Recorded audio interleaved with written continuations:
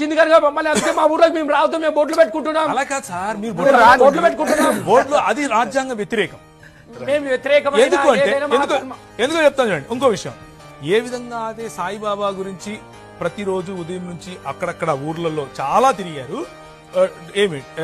ఏంటి motor cycle వేసుకుని, లేకపోతే వెనకాల ఒక రిక్షా లాగా ఉంటుంది, దాంట్లో తిరుగుతూ అందరికీ సాయిబాబా గురించి చెప్పారో, మెహర్ బాబా గురించి ఏ విధంగా అయితే అందరూ తిరిగి చెప్పారో, ఏ విధంగా అయితే శైవం ఒకానొక సమయంలో వైష్ణవం చేత మోసగుచ్చబడిందో, ఏ విధంగా అయితే శైవం చేత వైష్ణవం మోసగించబడిందో, వీటందరికీ కూడా మత ప్రచార నేపథ్యమే ఉంది. మీరు కొత్తగా వచ్చి కొత్త రూల్స్ చెప్పకండి. ఇప్పుడు రూల్ అందరికీ ఇదే నేపథ్యం ఉంది. అయితే ఒకవేళ అదైతే చోళులు, ఒక్క నిమిషం సార్, చోళులు ఏ విధంగా ఇండోనేషియాలోకి వెళ్ళి కడతారు? చోళులకు ఏ విధంగా కాంబోడియాలో మందిరాలు ఉంటాయి? బయటికి వెళ్ళి అక్కడ వాళ్ళు మత మార్పిడి చేయకపోతే